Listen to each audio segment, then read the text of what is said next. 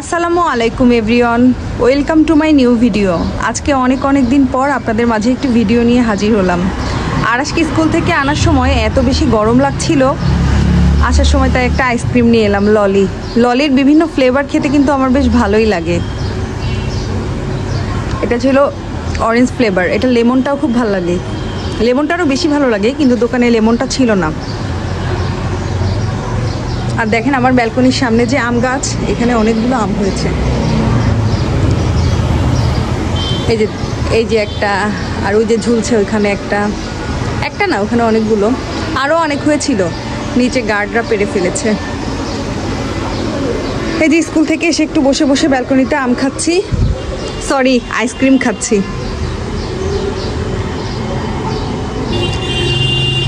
Anas, share করতে চাও? Share করবো? ওকে নাও। মজা। আইসক্রিম খাওয়া শেষ করে বাচ্চাদেরকে গোসল করিয়ে লাঞ্চ করিয়ে তারপর চলে এসেছি রান্নাঘরে রাতের রান্না বসানোর জন্য। তো এখানে আমি লাউয়ের খোসা আর আলু ভাজি করছি, আর এই চুলায় উস্তে আর আলু ভাজি করছি।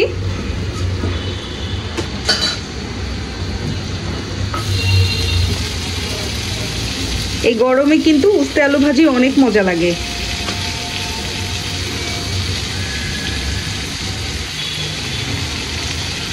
উস্তে আলু শুধু ভাজি না, উস্তে আলুর ঝোল খেতেও কিন্তু আমার খুব ভালো লাগে মাছ দিয়ে, বিশেষ করে গরমে।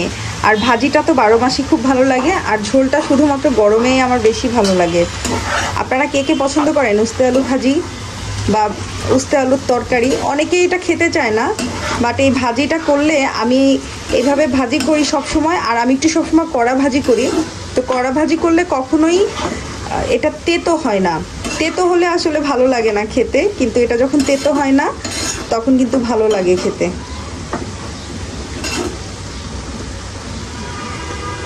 তেতো জিনিস নাকি সবসময় আলগা করেই রান্না করতে হয়, মানে ঢাকনা ছাড়া রান্না করতে হয়। তো আমি সবসময় তেতো আর কচু টাইপের, যেমন কচুর লতি, তারপর কচু শাক, এই জিনিসগুলো সবসময় ঢাকনা ছাড়াই রান্না করি। তাহলে নাকি কচুর ক্ষেত্রে হয় যে গলা চুলকায় না, আর উস্তের ক্ষেত্রে হয় যে তেতো হয় না। আর এখানে দেশি মুরগি রান্না করব লাউ আর আলু দিয়ে। মুরগির মাংস কিন্তু আলু দিয়ে, পেঁপে দিয়ে বা লাউ দিয়ে রান্না করলে খুব মজা লাগে। কে কে এইভাবে পছন্দ করেন? আমি তো পেঁপে দিয়ে রান্না করলে খুব খুব খুব পছন্দ করি সেটা। লাউয়ের তরকারি বা লাউ ভাজিতে আমার ধনিয়া পাতা কুচি লাগবেই, সেটা শীতকাল, বর্ষাকাল, গরমকাল, যে সময়ই হোক না কেন আমার ধনিয়া পাতা চাই।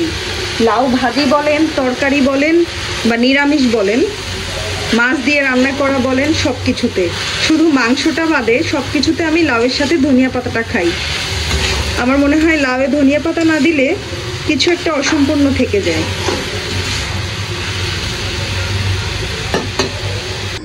সো ফাইনালি আমার রাতের রান্না বান্না সব কমপ্লিট হয়ে গিয়েছে। এই যে আমার মুরগির মাংসের ফাইনাল লুক, আর এই যে 2 রকমের ভাজি, আর এখানে আমি রুটি বানিয়েছি, রাতে আমরা রুটি খাবো তাই। আর এখন আমি চলে যাব লাগেজ গোছানোর জন্য, কারণ আজকের ভিতরেই গুছিয়ে ফেলতে হবে, কালকে অনেক বেশি ব্যস্ত থাকবো, কালকে গোছানোর একেবারেই সময় পাবো না। কালকে ইনশাল্লাহ রওনা দিব, তাই আজকে এখন চলে যাচ্ছি লাগেজ গোছাতে। রান্না বান্না কমপ্লিট যেহেতু, তাই লাগেজটা গুছিয়ে তারপরে অন্য কাজগুলো করব বা খাওয়া দাওয়া করব। দুজনকে নিয়ে কাজ করা আসলে অনেক কঠিন ব্যাপার। 2 বাচ্চা, যে কোনো কাজ করতে গেলে লাগেজে যখনই কাপড় ঢুকাই মেহের টেনে বের করে, আর আবার এক্সট্রা কিছু ঢুকিয়ে দেয়, এই ঝামেলা টামেলা নিয়ে অনেক ব্যস্ত থাকতে হয়। সো তারপরেও কিছু করার নেই, বাচ্চারা যতদিন ছোট থাকবে ততদিন এই ঝামেলাগুলো হবে। তো চলেন এখন যাই লাগেজ গোছাতে। এই যে এখানে সব কাপড় চোপড় নিয়ে বসে পড়লাম লাগেজ গোছানোর জন্য। যেহেতু খুব কম সময়ের জন্য যাব, তাই আমরা খুব বেশি কাপড় চোপড়ে নিব না। আজকের ভিডিও এখানেই শেষ করছি। সবাই ভালো থাকবেন, সুস্থ থাকবেন, আল্লাহ হাফেজ। আর এখনো যারা আমার পেজটি ফলো করেননি, আমার ভিডিও ভালো লাগলে অবশ্যই পেজটি ফলো করে দিবেন।